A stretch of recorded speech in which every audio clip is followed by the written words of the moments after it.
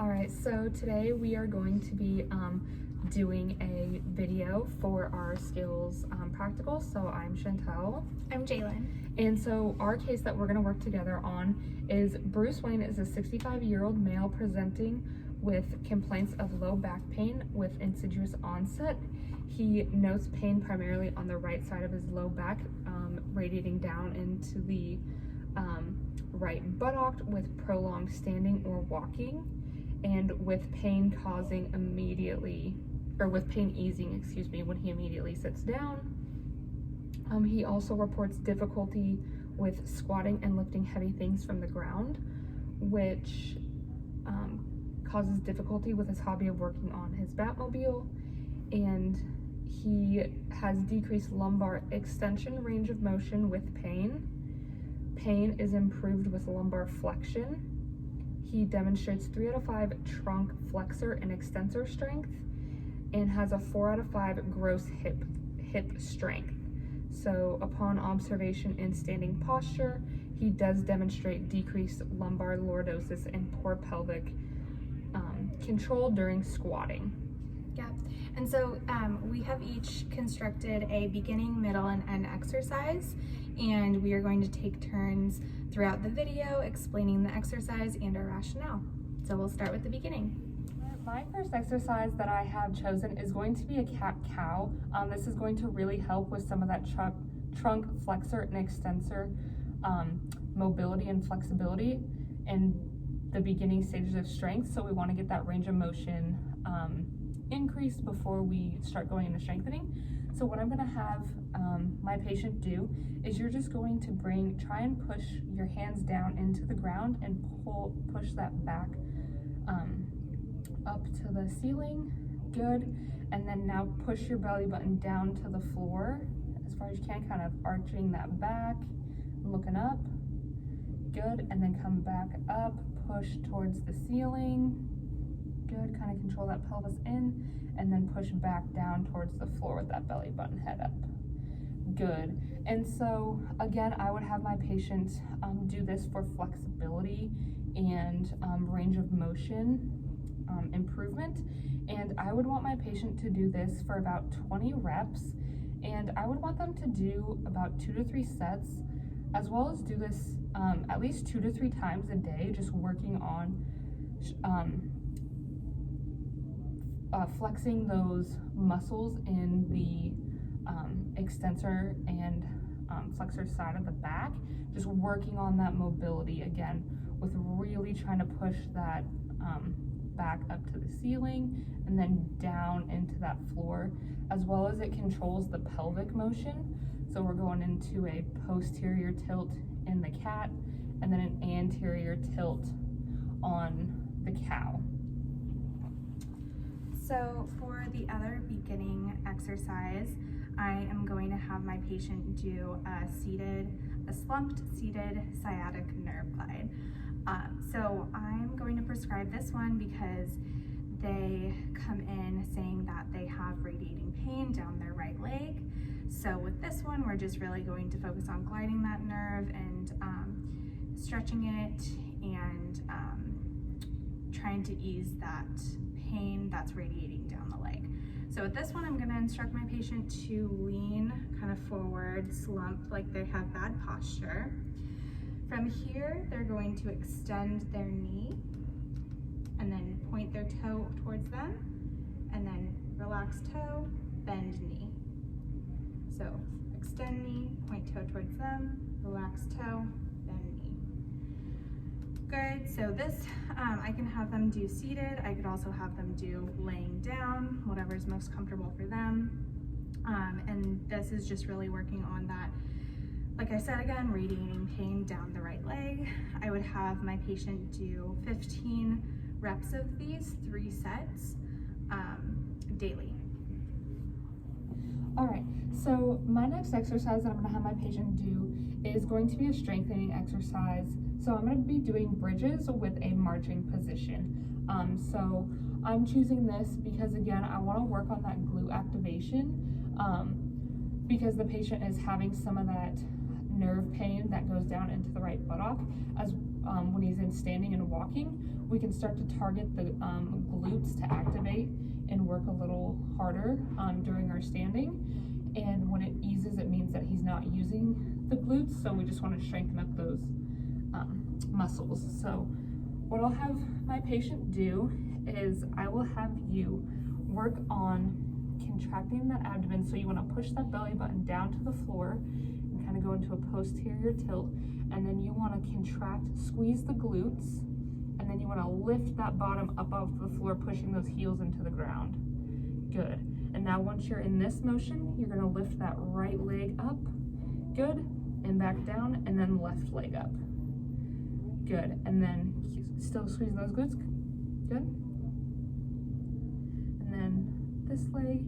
And if my patient can't keep going continuously, I could have them drop back down, take a 1 to 2 second break, squeeze those glutes, contract the abdomen, push bottom up to the ceiling, and then march right, left, and then back down. If they couldn't, because he is 65, he may not be able to continuously do all 8 in a row for the marching. So again, because this is a strengthening, I would want to do about 8 reps for 3 to 4 sets depending on fatigue, and I would want to do this at least 3 times per week. And again, really focusing on that glute activation. This is also working on the posterior and anterior pelvic control of the pelvis, and then working on strengthening those hamstrings and simulating a walking position with the marching. So for the second middle exercise, we're going to work on some strengthening and pelvic control. The patient mentions that they are having difficulty with their pelvic control, doing a squat, or other functional tasks like walking. So what I'm going to have him do is I'm going to have them do a sit to stand with an overhead press, adding that extra strengthening task there. So what I'm going to have the patient do first is I'm going to have them rack the weights on their shoulders, so they're stable there. I'm going to have them contract their abdominals before standing up, and then when they're going to stand up, I'm going to have them squeeze the glutes to make sure I engage those. What I'm going to have her do is I'm going to have her lean forward, squeeze glutes, stand on up, and then press the weights overhead, back to your shoulders, and sit down nice and slow, making sure the pelvis is stable throughout this whole motion and contracting the abdominals and the glutes to stabilize the pelvis there. Good. So with this exercise, I would have them do 2 sets of 12 with 5-pound dumbbells here, and I'd have him do this 4 times a week. All right, so now for the more advanced stages. So my exercise is going to be a squat with a medicine ball pickup. This will be incorporating strength, power, and endurance all into one motion or one exercise. So we're really going to be working on the strengthening of the trunk flexors and extensors, as well as the quads and hamstrings during this. We're going to work on the power as we're coming up out of that squat, really generating that force capacity through those quadriceps when standing.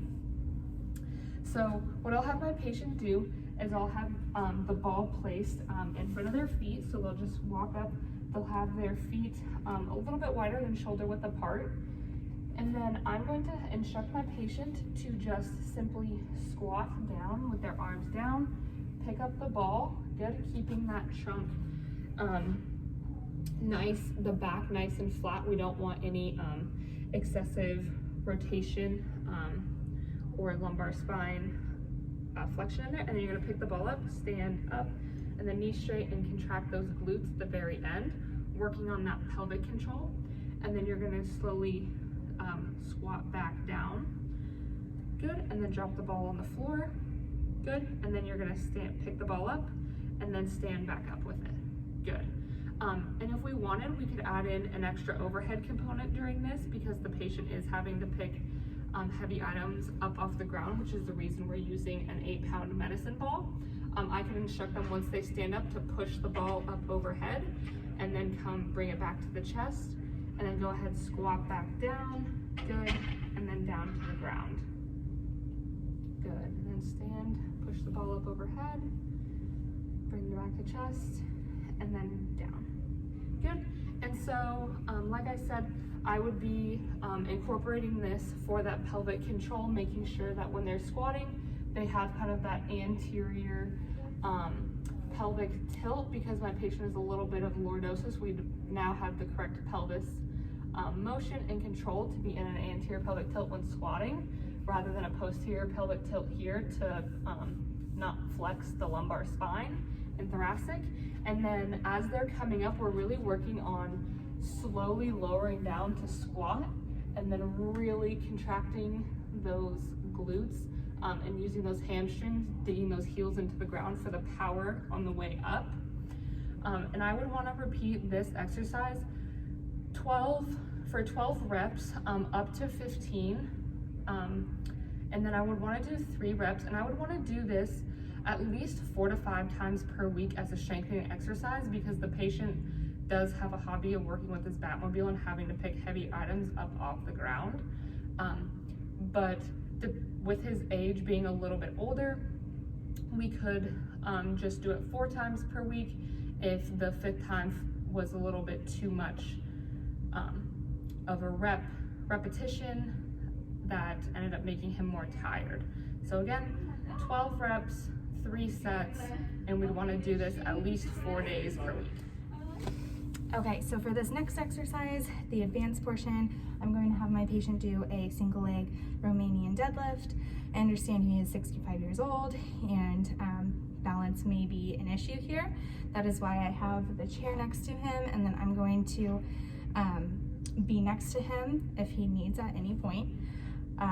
So we're doing this one for, again, that advanced pelvic control and to help strengthen the glutes, hamstrings, back extensors, all the above. So this is really a good, well-rounded exercise here. So start standing on their left leg. And what I'm going to instruct them to do is keep their back flat throughout this whole exercise. They're going to think of hinging on their hip. So as they hinge forward, their leg is going to come back. You're going to slowly bend and then squeeze your glute, come back up, drive through that foot, that heel. Good, and then again, going down, making sure pelvis is not rotating one way or another. And then squeezing glute, driving through that heel as they're coming back up. A good way to make sure that their hip is not opening up is to have them internally rotate their foot, like what she's doing, and that's kind of keeping that hip down here. Good, and then we can progress this to her having a weight. There you go, in the opposite arm. That the leg is planted, and so she's going to go down, reaching down at the weight, and then coming back up, again squeezing glute and driving that heel down through the floor. So with this exercise, I would have her do 10 to 12 reps, 2 sets each side, and then I would have her do this 4 times a week.